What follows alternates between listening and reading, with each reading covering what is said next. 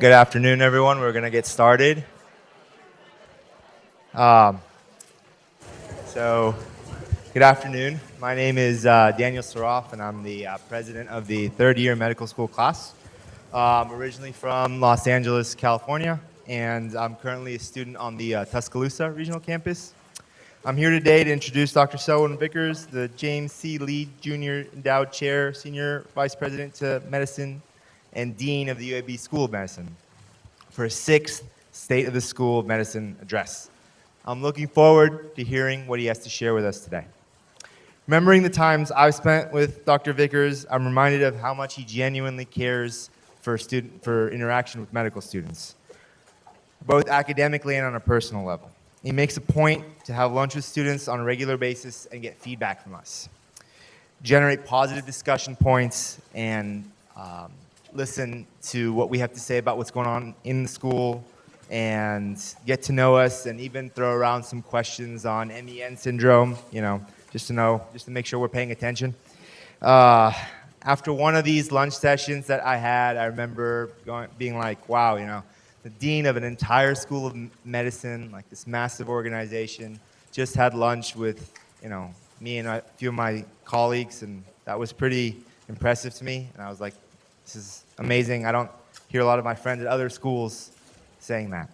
So Dr. Vickers' commitment to building relationships is something I'm sure that many of you have also experienced on a personal level.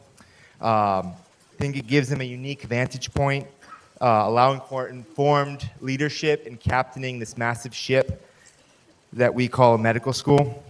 I think this perspective, amongst other things that I'm curious to hear that he has to share with us today, are leading us into a very, very bright horizon. So without further ado, if you can join me in welcoming Dr. Vickers.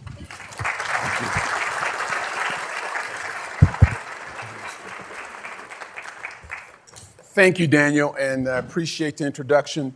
For all of you who were here earlier, you saw a nice rollout of all the leaders who make what we do possible. The leaders from the university, our leaders from our health system, broadly, our leaders from our partners, including the VA and Children's of Alabama.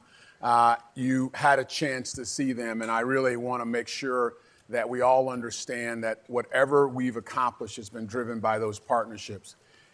Just for logistics and practical success, I really want to thank Paige and Britt for their support and help. It's not easy working with me, and Alexis and Nisha for that as well. So I have a little insight to realize that I do have some problems, and I appreciate you tolerating them. So as you've heard, this is our sixth time discussing and where the school is, and hopefully it will continually give you some insight of where we've been and where we're going. There are a good number of things to cover, so bear with me, we'll push ahead quickly. As every year, we have this challenging thing to understand and accept our own limitations. And this year is no exception, that we've had really critical people who are part of the UAB family pass on and not be a part of us anymore. Mark Pritchett, Jay McDonald, Ralph Somoleski, Raymond Shepard, and Beverly Chanot are no longer with us. They were critical parts of our community, and they have legacies here that we certainly will remember. I would ask us to take a moment of silence before we move on.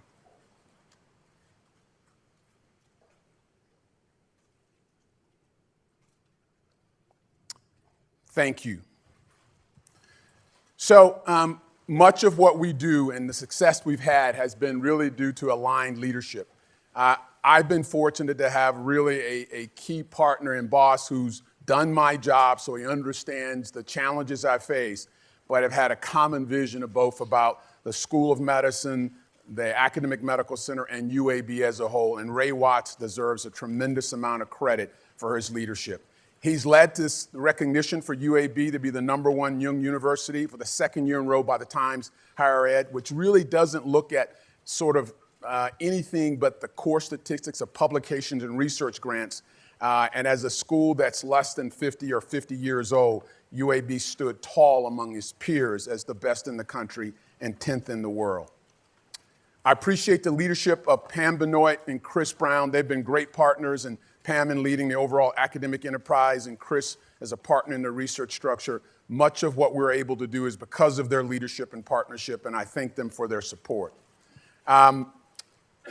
Clearly, I would say all that you see is done in part also through a great partnership with Will Fernandy. Will has been one of the strongest, if not one of the best CEOs at UAB and certainly in the country. Has been able to balance the academic drives and needs that we have as an institution with growing and advancing our health system. His team, along with Reed Jones, has been phenomenal to work with. I'm appreciative of all that they've done, and I value this relationship. And then Tony Jones. This was a new rollout for what a full-time president of the HSF would look like, and Tony clearly has exceeded our expectations. He's done a great job in these 3 title roles of president of our practice plan, chief physician executive, and senior associate dean for clinical affairs. We're appreciative of him stepping in the gap in many parts of our clinical enterprise where physician leadership is needed, and also supporting the transformation of our practice plan and supporting our hospital and its growth. We've had some leadership changes, and these are early on, and we'll continually add people. Excited to see Steve Tice be our first inaugural orthopedic surgery chair. As you know, we rolled out orthopedic surgery as a department. It was one of the few orthopedic groups that were a division. There's a lot of opportunity for growth, and we want to support Steve as he continually moves that department forward. Eric Hess has been named the interim chair of emergency medicine, and he's done a very nice job in bringing the group around to continually drive excellence in clinical care, as well as even to try to continually grow their research program. I want to send another announcement, which this is important. We had a really intense search after Mike Beer left for a leader of our cancer center. And after really some talented candidates, we were extremely excited to be able to offer this job to Barry Schleckman. Barry has really a passion for cancer research and cancer care. His training was at Harvard, his MD, PhD in immuno-oncology. And he spent really the most formative years, if not most of his time, in development of his academic career at WashU as an associate director of the Siteman Cancer Center. We're excited to have him here. He started with both feet on the ground, has really begun to build relationships as he started January 6th, and has charted a course that I think has almost all of us excited about the direction of our cancer center. Welcome, Barry. But in that same breath, what we were able to present to Barry was really provided by the work that Ravi Bhatia did as an interim. When Mike left, we were in a bit of a challenging scenario in the context of with our core grant renewal coming up very soon. There was still some confusion about which direction we were going. And Ravi did a phenomenal job, both with a bit of a calming spirit, a thoughtful approach to bring together a team of individuals to feel good about where we were going and to feel good about a platform that could attract a permanent director. I'll ask you now, and in this scenario, if we would give a round of applause to Dr. Bhatia.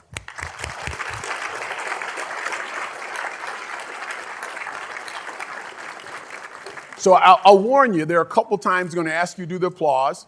We're going to go through some data, and let me prepare you. At the end of my talk is a test. So this is a medical school. There's a test. And then secondly, remind you that in order to really be successful in medical school, you need to score better than 80%, right? So it's not only just taking it, you got to do well in it. So I won't tell you the answers as we go through, but they'll be obvious at the end, hopefully. 3 other individuals we want to thank for their service and tremendous contributions, starting with Amy McLean, 22 years of service as the department chair. And what I admired most about Amy was her continual drive to renew herself and her department. So I thank her for the service. Jim Mehta-Woodruff did a phenomenal job in his years, and he's moving on now to a senior vice president role in our health system for behavioral health. And Janice Stanford, we thank her for her 11 years when she took over at a critical time leading our ER department. All of them, we thank them for their service as chairs and their contributions. We have searches for 3 other things going on, and we're actively searching for both our new regional dean for Montgomery campus, as Tavo Huderbert's moving back to the Birmingham to work with her LCME. We're searching for a chair of genetics, and we've just launched our chair for the Department of OBGYN. This is an exciting announcement. We look forward to it every year. And as Dr. Agarwal and Dr. Rogers and Dr. Benvenisti and Dr. Kimberly have led this effort, we've been most proud of the pipeline we've been able to create for our Pittman Scholars. This, as when we recognized starting out 6 years ago, we had a lot of outstanding senior investigators. We had a few mid-level investigators, but what we really knew we needed to grow was a pipeline of research scientists. And this is our sixth class of Pittman Scholars, outstanding, funded young investigators who will create an outstanding future for UAB. Notice the class specifically for a couple, hopefully not so subtle things. One, they're from a really diverse group of departments. Number two, beginning with Akila, Ashley, Karen, Yara Fisher, Sushant, Craig, and Summer, they are a diverse group. 4 women, 2 men, as well as underrepresented minorities. It really cuts across the swath of America and what we look like in our part of the world. So we're excited about, as we're fostering careers for people from all walks of life, we want UAB to be a place where people can come be successful and see people like themselves achieve. We've also had the fortune to name a number of individuals to endowed professors. I won't read all of them, but I'll have you take a look at who they are. They're well-deserved. It is a great honor to not only be promoted, but it's a phenomenal and increased honor to receive an endowed chair or professorship. Again, most importantly, nearly 50% of these honorees are women. That speaks progress. We still have a significant amount of work to go because the pipeline gets leaky before women get to the role of full professor. But we had one of our services this year where we recognized the endowed chair and professorships. We had 13 that we awarded, and in that setting, 8 out of the 13 were women, which means they've achieved at the highest level of our institution. So we're very proud of their contributions as well as others. Now, this snapshot speaks to who we are just in the numbers context. Large staff, nearly 1,700 full-time faculty, nearly 800 students. Proud of the fact that the national match rate, as med schools are increasing and residencies are not, the match rate is going down. It's down to around 94%, but we maintain at a 98% level. And we have a number of outstanding residents and fellows, and as you can see, we continually add new faculty. This shot really just shows you where we are in our clinical world, and I will speak a little more about it, except to say a couple things. Our hospital is extremely full. We'd love to be in that 80% area where the hospitals can be efficient, but we live above that for a number of years. We've had that now. And as you can see, probably that we've grown to be continually busy both for our outpatient visits and our surgical care. Most notably, 58 patents have come from our faculty. We would love to see that continue to grow, but that's an outstanding number. So, although we've had a significant amount of success, and those slides just introduce us to some of them, what we're reminded of, and particularly after we presented last year's 5-year success, the things we did 5 years ago really aren't enough to go where we want to go in the future. They're critical for us to build on, and we will do that. This is an institution that I think is best described that our ability to punch above our weight class is because we really value the concept that the sum of our parts are greater than the individual components. We work unbelievably well together. But as one great philosopher said, Babe Ruth, yesterday's home runs don't win today's games. So I'll walk through these areas: advancing the mission, making an impact, providing tools, diversity and inclusion, and understanding each patient as we look a little bit at precision medicine. So when we look at advancing the mission, the first part of that concept as a medical school that has a research-intensive environment is our research growth. And this is the 6th year for us looking at that. And in the past years, I've told you, we overall have done probably second or third best in the country. As of last year, if you look at a 6-year growth of the top 25 schools, we've grown faster than any other academic medical center in the country. And that's something to be truly proud of, driven by our scientists, our faculty, our clinicians, to really bolster not only the impact of our science and our community, but our reputation nationally. It's nice company: Northwestern, Mount Sinai, New York, Columbia, University of Washington.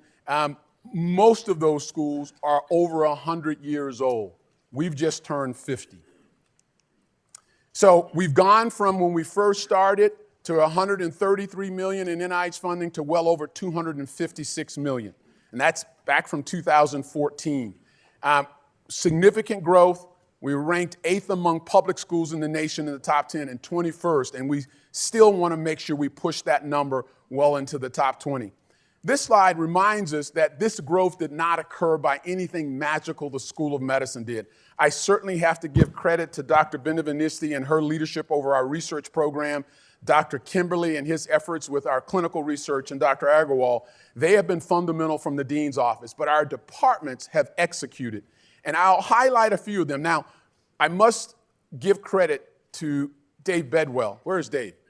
Dave's here. Dave was given a challenging situation. Although it's not reflected here, he's done a phenomenal job in reestablishing an outstanding basic science group. And I want to give recognition for that. But the top 10 programs that are ranked in the top 10, you can see they're biomedical engineering, cell developmental biology, dermatology, OBGYN, and ophthalmology. They are really doing outstanding work, ranking in that top 10, nationally prominent. All those in green, and in general, I'll make the statement that to get where we've gone from 133 to 256, every department has increased their NIH funding. So no department has been void of growing that. And so that we're very thankful for. But I'll highlight a few that have done uniquely well. Genetics has continued to grow with the leadership of Dr. Korf's All of Us program. Microbiology, under Fran's leadership and their faculty, have had a nice trajectory, as you can see. Medicine has had not a huge change from 18 to 14, but so goes medicine, so goes our school. And as you can see, the lift that they've made has gone from 58 to 90, over 96 million is phenomenal. It's just a very steep climb, but their growth has been impressive and been immensely important. But that's occurred also in neurology, pediatrics, and then our other large departments, surgery has gone from 31 to 21, and urology is approaching the top 10 along with pathology as well and anesthesia.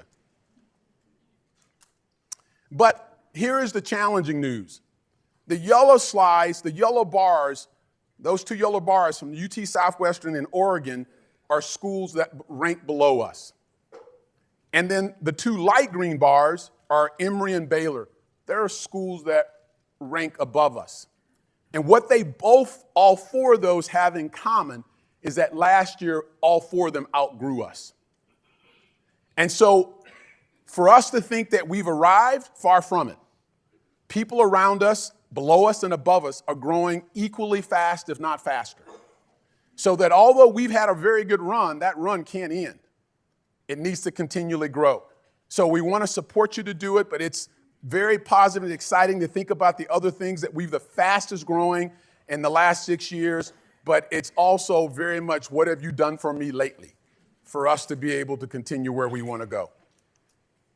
Number of major grants, and I won't read them all, but just so you recognize they contribute to our success. They certainly implicate our ability to work together as teams. And also these other grants I'll mention largely are driving much of our science. Particularly I'll highlight Dr. Lund's grant, which really is exciting about the immunological study she's looking at in origin-specific B cells. And then this slide also recognizes some unique people in our research community, and they are obviously critical to driving our success. Many of our leaders with the larger grants are using large collaborative programs, and they drive our numbers significantly. But at the core of what we do are research scientists who do great research projects. These 5 scientists are recognized by the NIH for their ability to not only do research projects, but to establish research programs. So for over a 10-year period of time, these individuals have had anywhere from 2 to 3 consistently had from 2 to 3 R01s, many of them 4 to 5 over that period of time. And in doing so, the NIH offers them the unique opportunity for this outstanding NIH Investigator Award. And so we're very proud of that award for Smita, Ed, Mike, Ganglu, and Steve Rowe, who are some of our top scientists here, but some of the top scientists in their field in the world. These 2 individuals have also received a unique recognition. ASCI is a prestigious society for clinical investigation, Eric and Orlando are really premier candidates. And usually every year we want to see 2 or 3 of our physician scientists be pushed forward and nominated. And we're excited about both their nomination and their induction into ASCI. So being a medical school, we do have to talk about education. We're very proud of our research. I've often said it's our clinical care that makes us known locally and regionally. It's our science that makes us known globally. Education is where we actually serve our core mission to affect our state. And we have a unique opportunity as a state school. We have a dual mission. We have that responsibility to actually train scholars who can go back into the community from the rural areas and who come from those areas. And we also have a parallel mission to train physician scientists. So we foster both of those, and we're proud of the fact that we do that. The work that Dr. Hosley, Dr. Grabowski do and they lead, Dr. Van Wagner and Dr. Leon and others lead is so important. And I'm most proud of the fact that now as we bring our students in, more than ever, we do everything that's possible to make sure that they can be successful and actually finish. Not just come in, but actually finish and finish well. So these list of academic success factors are really important for them to make their lives both successful and create an environment of wellness. It's still a very competitive place to get into. You know, close to 4,500 applications and only 186 slots. So it's a competitive world, but we're excited about the opportunity it provides for educating our leaders. We also want to introduce our students to the world, and we want to introduce the world to UAB. Majid Zazavoon has done a great job with our International Medical Education Program, and a number of students from across the globe come to train at UAB. And we've sent nearly 20 of our own students abroad to actually be exposed to that. In addition, as you know, we are built not only just on this campus, but regional campuses. Our oldest and probably our most established campus is Huntsville. Dr. Smulligan has been a phenomenal leader there since his recruitment 2 to 3 years ago. He's grown it to be an exciting place for students to come, and also he's grown it to be an exciting place for students to graduate and stay. He's recruiting them for his residencies there, and I applaud his efforts. He also now celebrates an endowed professorship for family medicine given by one of his donors, and he's been a great partner for us in Huntsville and for Huntsville Hospital. Probably our newest campus is Montgomery, and it's thriving, and we appreciate the leaders we've had. Wick Manny, who was our inaugural dean, Tavo Hudebert, who stepped up to be our interim dean. We're actively in a search for a new leader, and we're excited about that opportunity. We appreciate the partnership with the Baptist Health System, who really have embraced our medical school, and we appreciate that the community has embraced having UAB there. We think it's a great opportunity for our students, but also for faculty hires, and hopefully for a new leader to serve as dean. And then finally, in our regional spectrum, Tuscaloosa. Ricky Friend most recently was selected as the new dean there, and Ricky's been a great partner for us. This campus now has been targeted to be our primary care track. So when students come in and we know that they want to focus on primary care, we make it clear that this is the campus that prepares them to move toward that. That doesn't exclude them if they choose to come here to do it, but if you know that's something where Tuscaloosa has been designed and set up to provide that opportunity. But also it's a great place for kids who want to do specialty care as well. Part of our reputation of who we are is driven by who we train, not only in the medical student level, but in our residencies. Many of our faculty are proud alumni of our residencies. Many of our faculty who also practice outside of here, but many of our physicians in the state are proud alumni of our programs. And as you can see, we have a number of programs that are ranked nationally for their research. They're equally ranked outstanding nationally for their training programs. We have over 1,000 residents who train here. Dr. Alice Gepford is our Associate Dean for GME. It's a key portal to bring talent to Alabama. We bring a significant number through our med school, but we bring even more through our residencies. We understand that the world we compete in is really based on talent acquisition, and we use our residencies to do that and attract it. Kudos to Lisa Willett for this large grant to really study wellness, which is really a growing factor for our trainees, and I appreciate her efforts as a committed educator. We've also wanted to reestablish our role in primary care on our campus with family medicine. Irf Arsif has done a nice job as our new chair in family medicine. He's partnered to bring a residency back to life here with John Waits and Cahaba Medical Care. And that partnership is moving along quite nicely. 12 slots that they have for residence training and a combined relationship with our department we are appreciative of and as it matures. So the other big part of who we are in this scope of mission is clinical care. And as you can see, we know and believe that we have a great responsibility in this state to take care of our citizens, not only here, but abroad. Not only for those who we need to act as a safety net, but those who we want to attract as a place for tertiary and quaternary care. 300 of our doctors were named best doctors in America. No institution, certainly in Alabama, can make that claim. And that's clearly on par with our colleagues at Vanderbilt and Emory. We've had significant growth, and this is what drives the success of a lot of what we do. It drives the success of outcomes for our patients, but it drives the success of revenues to support our other aspects of our academic missions in our department. So you can see that growth in arrived appointments is pretty impressive, and there aren't many in the country with those numbers. So growing up for 1,059,000 to over 1.3 million. In a similar fashion, look at the numbers for our operative cases. And most of our peers at our academic level talk about cases in 35 or 40,000, and we're now approaching over 50,000 operative cases. This has been a phenomenal support for our institution, but also a phenomenal opportunity to provide care for the citizens of our state. So I thank our proceduralists, I thank our actually physicians who see a lot of the outpatient for the hard work that they've done. So you've heard about this. Most of you certainly may not know all the details, and that's purposeful. The final agreement hasn't been signed, but one of the things that both Ray and Will and I have felt to be important again around our academic mission, to be who we want to be as an academic institution, we could not do that just on this footprint of this hospital.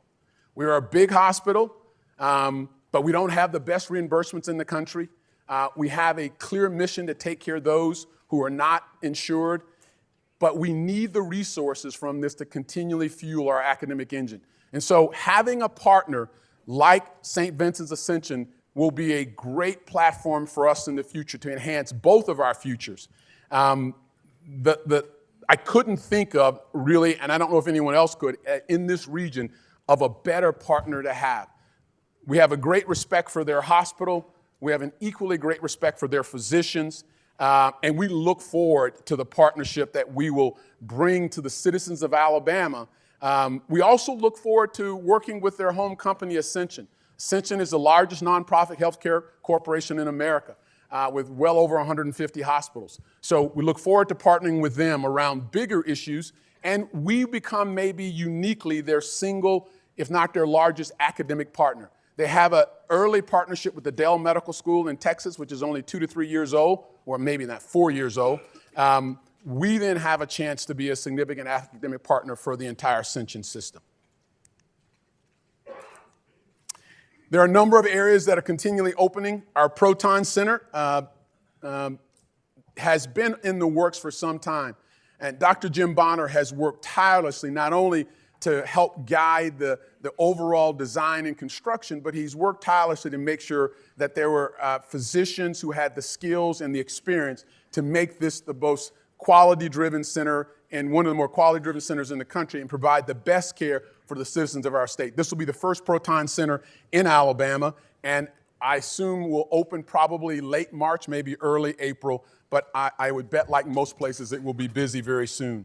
We've also opened a new Hoover Clinic, and many of you, or some of you have had a chance to see that, but we're continually expanding the footprint. One of the unique things about the partnership with Ascension and St. Vincent's, there is, as it was initially called, synergy, tremendous synergy in the location of our clinics and hospital around the metro area. They don't overlap greatly. They align very nicely. This is one of the new that will also fit into that paradigm. In addition, as you've heard, that we're expanding MetWest. It's going to be an Exit 1 in West Jefferson County.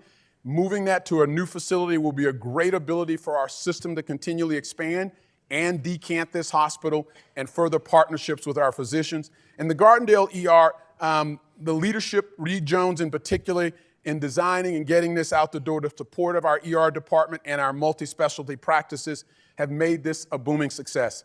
There were some concerns when it opened that it may not get enough patients, but after 1 month, I think those were put to rest. But it's really been a blessing and a benefit for the Gardendale community and has relieved some of our efforts of our crowding. And already, I think we've transferred over 300 patients from this ER to St. Vincent's when we have been crowded. Our partner at the VA is critical, not only to the clinical care of our veterans, but also our academic mission. And we're excited that Stacey Vasquez is here. She's come from West Virginia, and she's been a pleasure to work with. Just to highlight the fact that one of the things we've reestablished is our kidney transplant program. In our near 50-year history of transplantation, the kidney transplant program began at the VA. It's great to see it return, and we appreciate the partnership and support we have from her. Finally, we felt over time we needed to think more distinctly about our partners with children's and our pediatric clinical practices. They often feel like a fifth wheel to much of what we talk about at UAB because they practice and focus in a slightly different world down the street in Children's of Alabama. And over the past 5 years, we've seen the relationship blossom between UAB and Children's, largely driven by these leaders. Mike Warren, who's the CEO, has been a great partner for the full scope of the mission. He's worked tirelessly with Mitch Coyne and Mike Chin, and he's been a supporter of the academic mission in those departments as well as in the school. We also realized that that practice group needed some identity to bring together a cohesive set of thoughts and visions for their clinical care, to help align and drive their mission of their reputation. And so this pediatric HSF, if you would, is a subcommittee, a formal subcommittee of our practice plan that focuses on all of the UAB employee physicians who are part of Children's of Alabama. Mike Chin is the committee chair. Mitch Coyne is an ex-official board member of the HSF, and they now are partnering with Mike Warren to move this forward for us, a physician group working with Children's of Alabama in a more formal way.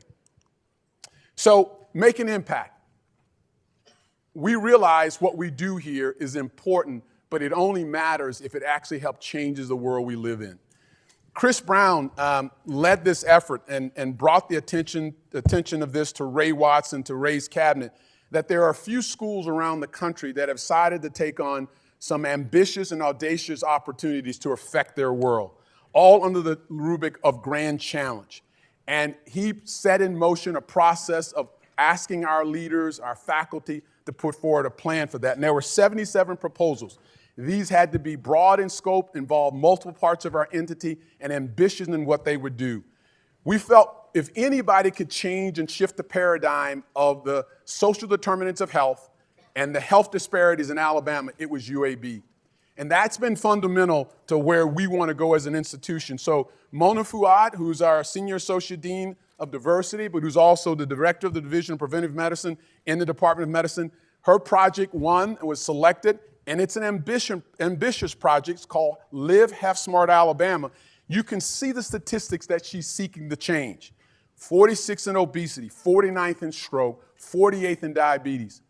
We have a huge opportunity, and yet it's a big lift. And so the school, I should say the university, and the broader enterprise from central administration is funding this to the tune of $900,000 a year for 3 years. That's a drop in the bucket to make this change throughout the whole state. There's going to be a need for partners globally in our state, broadly in our state, and not only in the Jefferson County region. But everything in me tells me that Mona will be successful as she's pulled her team together. She's made great progress in her demonstration efforts with the Kingston community in Birmingham, as she will also add other communities in Birmingham and then move out to the rural parts of our state. Our CTSA, led by Dr. Kimberly, is an outstanding award that has had, again, impact not only internally, but also externally. This panels program that provides reviews for our grants has been a booming success, almost to the tune that nearly 60% of the grants that go through the panels get funded. And you know what those funding rates are in the regular process of going through the institutes, particularly NCI. In addition, the clinical trials have grown dramatically. Other venues where we translate those ideas and have an impact on our patient population. Secondly, it's not only made an impact in UAB and in our region of Birmingham, Bob's idea of this network of partnering across the Deep South, I think, is a model for the country. We are the academic institution that both has the trust, have the talent capacity, the research scope, and the clinical wherewithal to actually support transforming the health disparities in this region. And because of that, we have great partners from Louisiana to Mississippi to actually drive the business. The CCS Partner Network has added over 32 million, and as you can see, the grants as a group have grown up nicely, 12. And in the recompetition, this was recognized that this was one of the best CTSAs in the country. Also driven this is that, as I've showed you these disease burdens that we see in our state, we purposely pushed our legislative agenda to ask our leaders, particularly in Congress, to say, how can we begin to address these disparities in this part of the country? And to that end, the NIH put forward a chronic disease health disparity supplement program. And the qualifications were steep because you had to have a number of NIH centers. And the end of the day, the centers that were required, UAB uniquely had a number of them, if not all of them. And you can see the funding that's come through this that we hope to launch in a more strategic way to affect chronic disease in our region. We also, as I mentioned to you, want to have a global impact. And this just shows where we work around the world.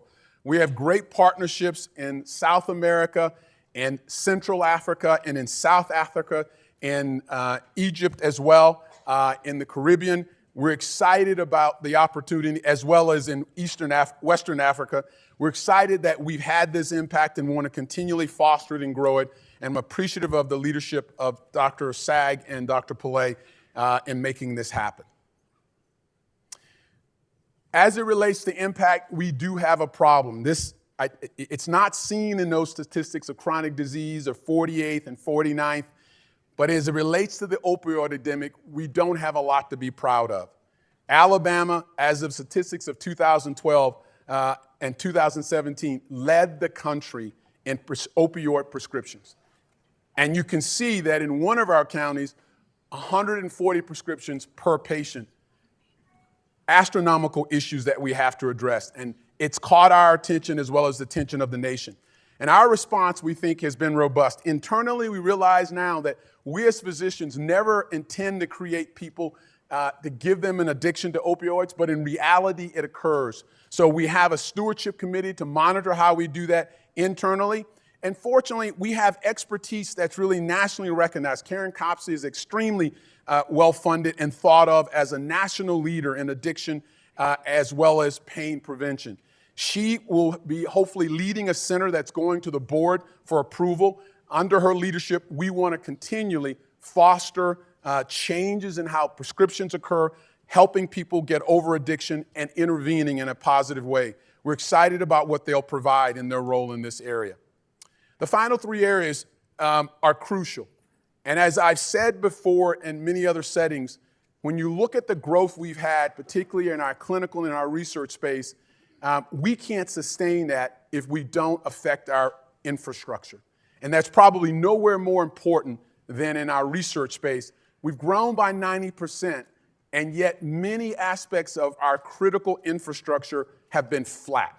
They've not grown at all. And that's like a upside-down triangle. That's not going to stand very long. To that end, we've partnered with the VPR's office, led by Dr. Bina Vinisti and Kent Kaiser, to actually move the issue of our cores to the next level. The first strategy that we knew was necessary was to get an individual who would own the responsibility of both monitoring, assessing, and then relaunching where our institutional cores needed to go. Mike Bertram is often running and doing that. We're appreciative of the number of things that we're doing. We've had an active process of also growing our S10 applications, which are a critical part to add core instrumentation. We're also retooling and looking at our GEF funding to make sure we can support further infrastructure growth and instrumentation. We've added a more global process for biorepositories, as well as we want to strengthen our new equipment that we know we need in multiple sites. In addition, we also know as rapidly as we've grown, as well as much as we've added to our clinical space at a 91% occupancy, well over 1.3 million visits, 51,000 case we're at risk for a place that's highly stressful. So wellness has to be a fundamental part of who we are. And I appreciate David Rogers, who's one of our senior associate deans, but also one of the country's first chief wellness officers. He has a great team in Catherine, Sandra, and Nisha. And this diagram shows the thought process that they've gone through and want to make sure permeates our work environment. They clearly want this concept of wellness to affect both social, physical, and psychological. On a deeper level, the occupational, intellectual, spiritual health, and emotional parts of that are all important. To that end, as we start this, the Wellness Index, which both gives opportunity to assess yourself as well as opportunity for resources, will be rolled out to everybody at UAB. It'll be rolled out to our staff, and I think we've also got it redesigned so it's not just saying for physicians. It also addresses our research faculty as well. And so this will be important for the sustainability of our organization. As it relates to sustaining our educational program, really proud of the effort of our educational leaders to start a healthcare academy with our other health profession schools. This is their first inaugural class. Carolyn Arata and David Rogers and others were very critical in starting this, and we're excited about where it's going to continually push forward a strategy for valuing and training the next generation of really teaching excellence. In addition, we've continually grown our aspects as it relates to our leadership development. I think unique to many places in the country, Gina Ann Larson, who's our Chief Learning Officer, has continually fostered relationships with our departments and centers to provide them leadership development opportunities at multiple levels. This Institute for Leadership Development is a great, if you would, parallel opportunity and adjunct to our HLL program, where established leaders now are given a chance to move forward in a design and focused way. And their first cohort has been extremely successful. They've started their second one as well.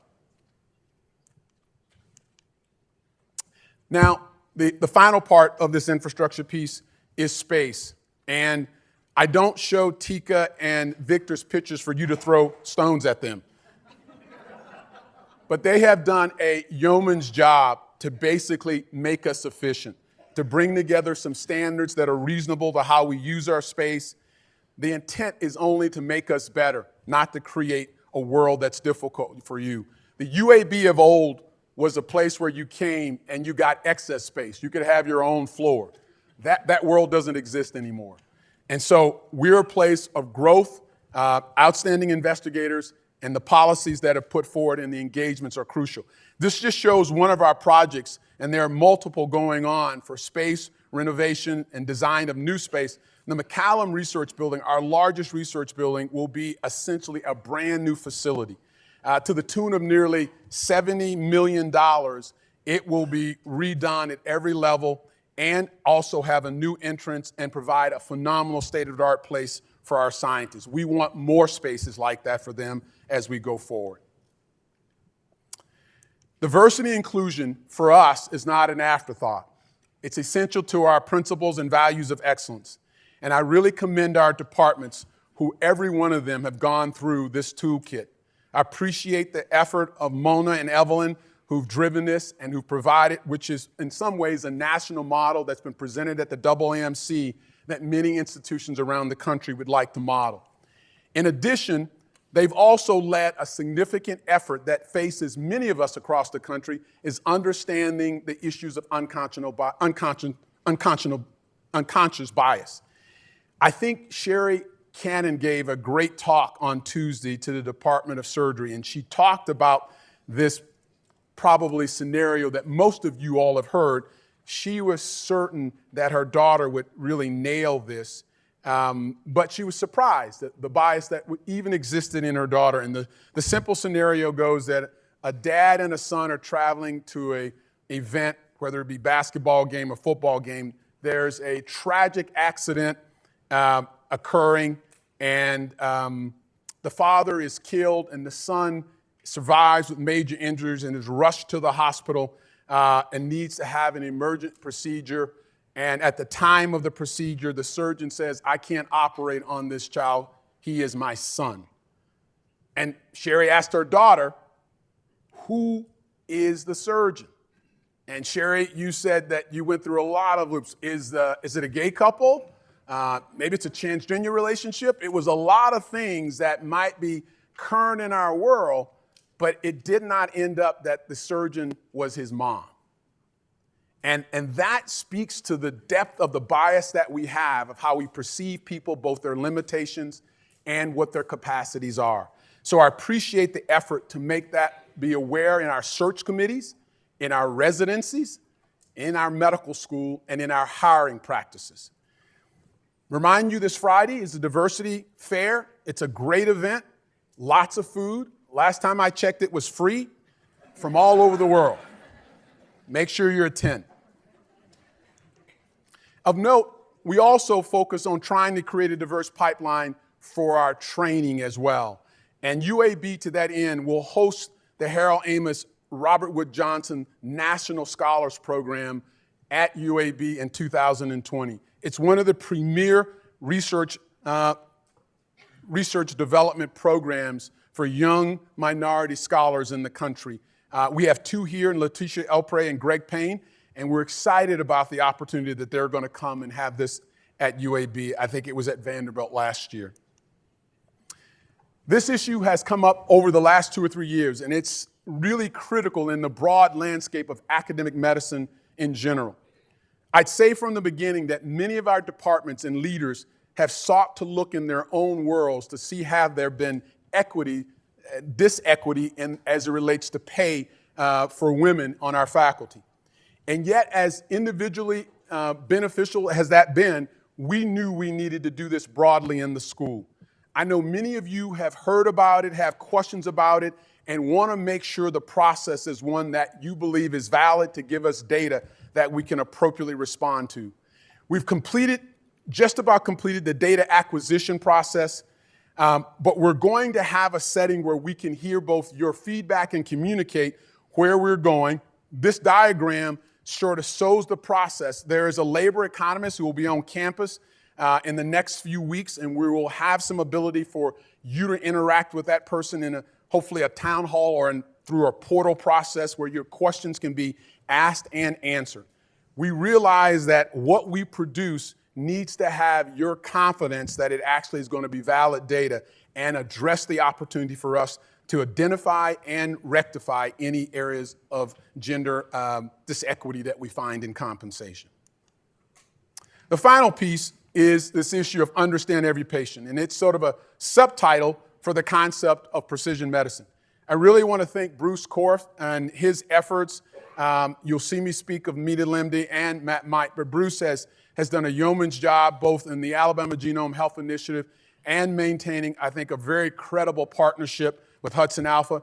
This is, I think, really a star in our crown in many ways, because I don't think there are many states, if any, that have taken on a statewide effort to categorize and catalog a genomic sequencing project for its citizens. And I'm appreciative of the innovation that's gone. Mona Fuad has been a great partner with him in recruiting these. You can see that what we do, we've now gotten people sequenced in all 67 counties. And we're talking about some counties that they don't have a pediatrician, they don't have a surgeon, and they may have never seen a rheumatologist. But in reality, we've tried to make sure that they wouldn't be left out in the advances of medicine. We've also returned actionable findings to them and their healthcare providers. And we've also collected data for future use as the field evolves. We're moving toward, however, making this beyond just the idea of genetic findings from mutations to this concept of polygenic risk scores and pharmacogenomics, where we can actually address the issues of chronic disease, beginning to make impact in people's lives with the things that we suffer with in this part of the country. In addition, the All of Us Grant, which is nearly a $60 million award, really led by these individuals, Bruce the PI, but they work tirelessly. And maybe about 8 or 9 months ago, I got a call in saying we were not moving as fast as we should be on our recruitment. And through the efforts of Mona and Bruce, that has changed, where consistently we're the #1 recruiter in the country with nearly 20,000 participants who've been added to this genetic sequencing program that's on a national level from the NIH. We also are excited with the work that Nita Limdy is doing. She had a recent large grant sent in that has scored extremely well. The Emerge Network will allow us to continually be in the forefront of activities for understanding how we look and use genetic material to look at chronic disease as well as to potentially look at disparities. So we look forward to that. We look forward to the work that Bruce is doing nationally. And we hopefully expect to see this push itself out even more so in our cancer world with Eddie and with Barry.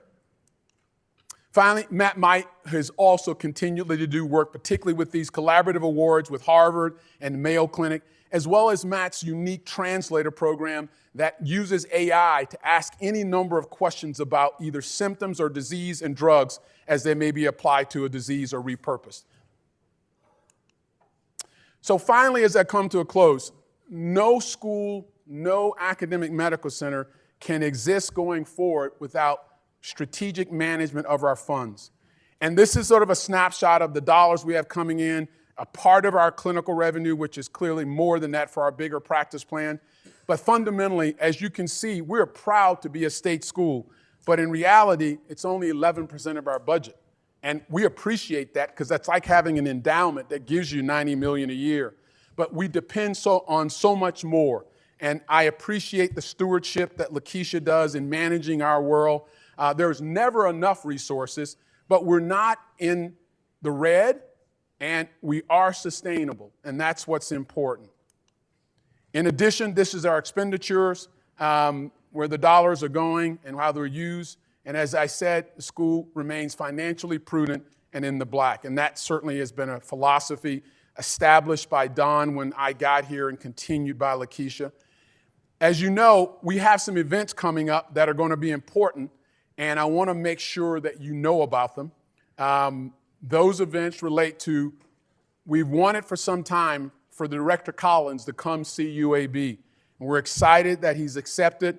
We're excited about the partnership that Senator Shelby has led nationally to make sure the NIH budget has been strong in state funding. And we've also invited Dennis McCarron, who's the Senior Scientific Officer for the Howard Hughes Medical Institute. We want to see Howard Hughes investigators back here at UAB. So please stay tuned for these. Francis Collins' lectures will be in this auditorium, and as you see, Dennis McCarron's will be in the Finley Conference Room. Now, the other part of the driving of the finances is this academic enrichment fund.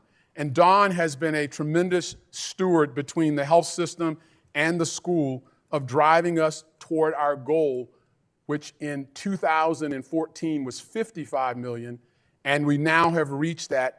And we've set new goals because we've grown significantly. But most of all, we're appreciative of all the constituents who've given to make this $57 million a reality.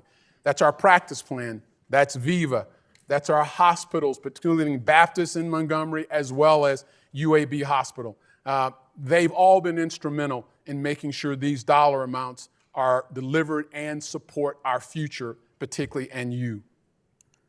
So it's time for the test, all right?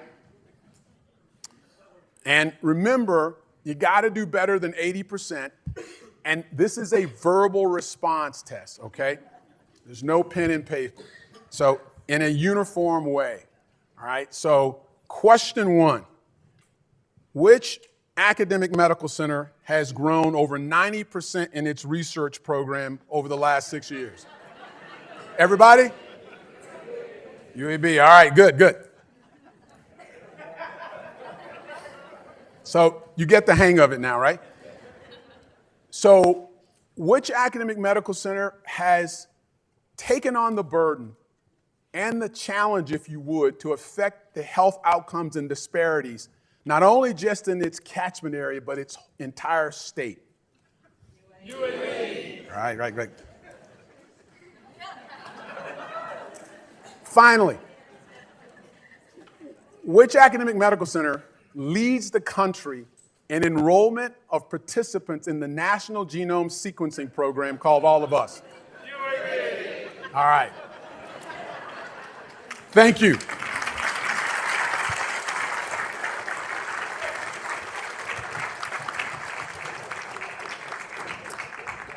Questions you might have.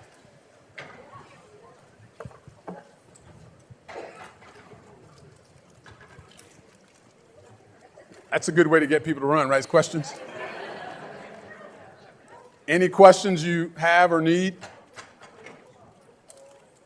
All right, thank you.